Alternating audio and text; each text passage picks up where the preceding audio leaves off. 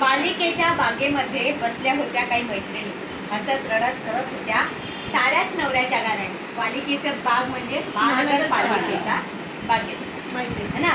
सूर निघाला एकीचा, म्हणे मला याचा राग येतो, मी घरी नसली की सारं काही आवडतो.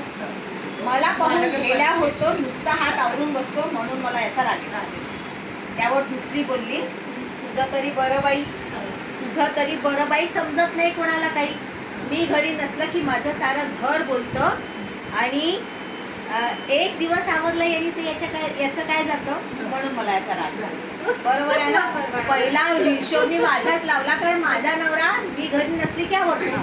तर कशाला सांगायचं, पहिले आपलंच सांगायचं. आणि मला पाहून एक काम करत म्हणून मी सुरुवातच कवितेची माझ्या अनुभवापासून केली. कोणाला काही म्हणायला त्याच नको है ना. तर त्यावर ती पुढची काय बोलली, अगं आवडसावर विषय नाही. ते एकीने आवडसावर बोलली, दुसरीने आवडसावर बोलली, तिसरी म्हणते बाई आवडसावर विषय नाही. माझ्यासोबत होतं भलतंच काही. आम्ही बाहेर जायचं ठरवलं तर स्वारी वेळेत येत नाही. आणि वेळ न पाळणारी माणसं बाई मला मुळीच आवडत नाही. आणि माझाच नवरा असा, म्हणून मला काही राग आवडत नाही. त्याच्यानंतर बरोबर, एकीचा नवरा जर खूप वेळ पाळणारा असेल तर पाळणारा असेल तर पाळणारा आणि पाळणारा. पुढची म्हणते की अतिवेळ नवरा पाळणारा माझा, अतिवेळ पाळणारा नवरा माझा, म्हणून मला राग येतो. डब्यातलं पहिलं संपत नाही तर आधीच वाण्याकडे पळतो.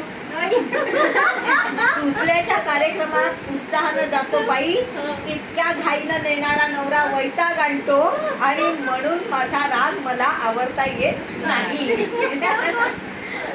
पुढची म्हणते, अगं कौतुक थोडं करावं ना, अगं कौतुक थोडा करावं कधी, अशी माझी अपेक्षा असते. आणि विचारल्यावर उत्तर देतो छान दिसते छान दिसते, तोपर्यंत एक शब्द बोलत नाही. विचारल्यावर कोणी सांगतं, आधी कधीच बोलत नाही. असा घुम्या नवरा माझा, कारण काहीच समजत नाही.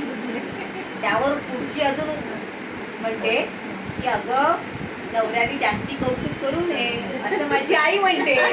बायकांच्या विषयात आई आणि सासू तर यायलाच पाहिजे, त्याच्याशिवाय विषय कम्प्लीट होत नाही.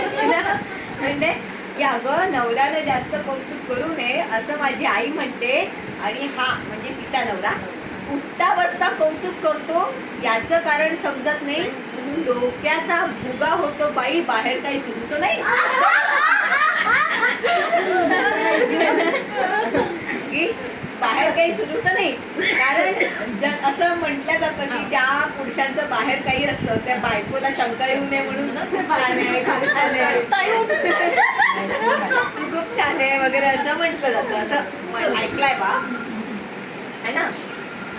बाहेर काही त्यात तांबले ताई असतात त्या मध्ये, त्या म्हणतात अगं बाहेर काही सुरू असतं तर कुठे काही सापडलं असतं, बाहेर काही सुरू असतं तर कुठे काही सापडलं असतं. माझ्या घरात मुलांच्या काळजीने आकाश पाताळ एक होतं. इतकी मुलांची काळजी बरी नाही, इतकी मुलांची काळजी बरी नाही, हे सांगून मी दमले.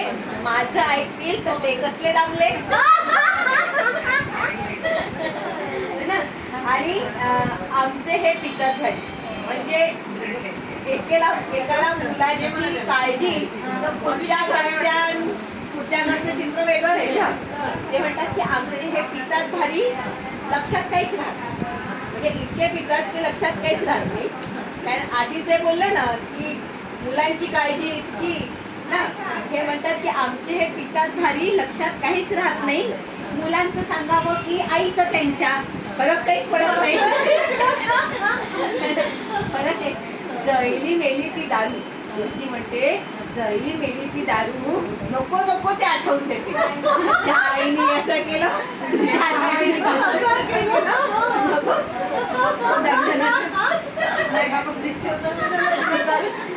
जळली मेली ती दारू, नको नको ते आठवून देते. घरात माझ्या तोच राग तीच भैरवी गायली जाते. ते जुने जुने विषय काढून तेच ते ना. जळली मेली ती दारू, नको नको ती आठवून देते. घरात माझ्या तोच राग तीच भैरवी गायली जाते आणि तेव्हा मी कधीच काही बोलत नाही. मात्र तेव्हा मी कधीच काही बोलत नाही. सकाळी मात्र वरात काढल्याशिवाय राहत नाही.